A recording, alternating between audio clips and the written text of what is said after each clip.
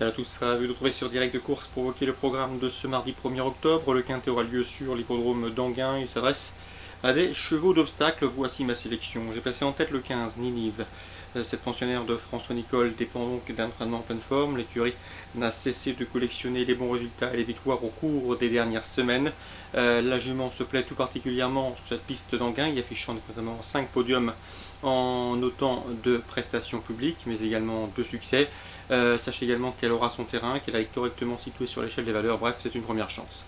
Je lui poserai le 6, Safinette Carcer. Patrice Quinton, son entraîneur, est assez confiant. Sa troisième place dans le prix Jean Bart, obtenu fin août à Auteuil, et ce aux dépens de 4 de ses rivaux du jour, plaide en sa faveur. Rien ne s'oppose à une confirmation. Ensuite, je retiendrai le numéro 12, Carna, un bel outsider à mes yeux dans cette compétition. Un Carna qui est toujours présenté à bon escient par Julien Merliel. Le cheval a déjà eu l'occasion de se mettre en évidence dans ce genre de tournoi et sur ce tracé en début d'année. S'il est bien tendu durant le parcours, il peut causer une belle surprise, en tout cas faire une belle cote à l'arrivée de ce quintet.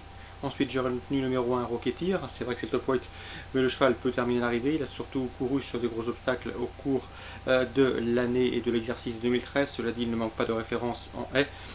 Jugé notamment sur sa deuxième place obtenue dans la grande course de haie de Clairefontaine, une liste Lice, il mérite un certain crédit. Ensuite, 3, Sirgalo, irréprochable depuis le début de l'année. Ce cheval reste sur 2 victoires consécutives, n'a jamais terminé plus loin que deuxième en 3 sorties sur cette piste. Le seul bémol, c'est qu'il n'a pas paru en piste depuis le mois de juin. Ensuite, le numéro 9, Beach Bar. C'est vrai qu'il a gagné sa dernière course dans un réclamé, mais le cheval vient de prouver sa forme. Sachez également qu'il se plaît sur cet hippodrome, il comptant notamment 3 succès en autant de prestations. Il était vaincu sur cette piste d'Anguin et sa forme est optimale, donc on s'en méfiera. Le 14, Ultra Lucky, le cheval fait preuve d'une constance dans ses résultats depuis plusieurs mois maintenant. C'est vrai qu'il effectue une rentrée, mais son entraîneur l'annonce au mieux pour cette reprise de contact.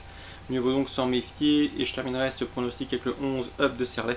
Le cheval avait laissé une bonne impression à l'occasion de son succès obtenu dans un handicap cet été à Clairefontaine, et sa dernière sortie en plat a eu pour but de parfaire sa condition en vue de cette course. C'est donc un candidat valable pour les accessites. Résumé chiffré, 15, 6, 12, As, 3, 9, 14 et 11. Suite du programme à Anguin, dans la cinquième, la première des 2 listes de l'affiche de cette réunion, eh bien, le 503, la Couetterie, me plaît beaucoup. Elle effectue une course de rentrée victorieuse et ce avec la manière. Elle a déjà gagné sur cette piste d'Anguin. Elle vient de devancer plusieurs de ses rivaux du jour, c'est une toute première chance.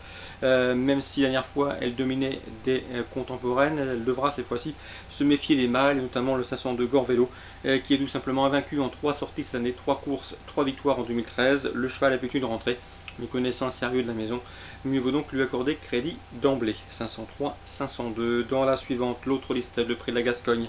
J'aime beaucoup le 602 Pythagore. C'est un cheval qui apprécie tout particulièrement l'hippodrome d'Anguin. Il y possède un coefficient de réussite des plus conséquents. Sachez également que c'est le tenant du titre et que sa course de rentrée s'est soldée par une encourageante 4e place, sans que son jockey ne soit méchant avec lui. Cette fois-ci, il sera plus offensif et je pense que le cheval peut conserver son titre, le 602 Pythagore. Il peut donc prendre sa revanche sur le 605 Côte Liglotte et le 607 Polypa, qui le devançait ce jour-là. Attention également au 601 Albuck, c'est un autre spécialiste de cette piste d'Anguin. Il n'a pratiquement jamais déçu sur cet anneau.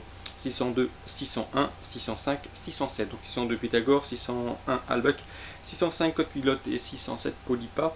Je termine avec la 7ème, puisque je sais que dans l'écurie Linders, c'est Edouard Leiders m'avait dit du bien du 711 Wingate Fury. La dernière fois, ils étaient confiants sur Brillant.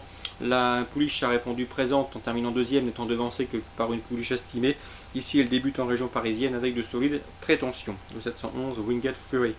Ensuite, je retiendrai le 708 Landonia, pouliche à l'évidence perfectible, et le 703 également Mississippi Blues, qui a débuté victorieusement en plat et qui tentera de faire aussi bien sur les obstacles. 711, 708, 703, course ciblée à Anguin, 5e, 6e et 7e. Petit mot également sur la réunion de Vincennes. Pour vous parler du 104 Urosia du Boulet, je vous l'indiquais à plusieurs reprises, Sylvain Dupont l'aime bien, il nous avait dit qu'elle était en retard de gain, elle a remporté 3 de ses 4 dernières courses, preuve qu'il avait raison, et il arrive ici à Vincennes avec la ferme intention de confirmer. C'est le 107 Urosia du Boulet à Vincennes. Très bon jeu à tous, bon début de semaine et à demain.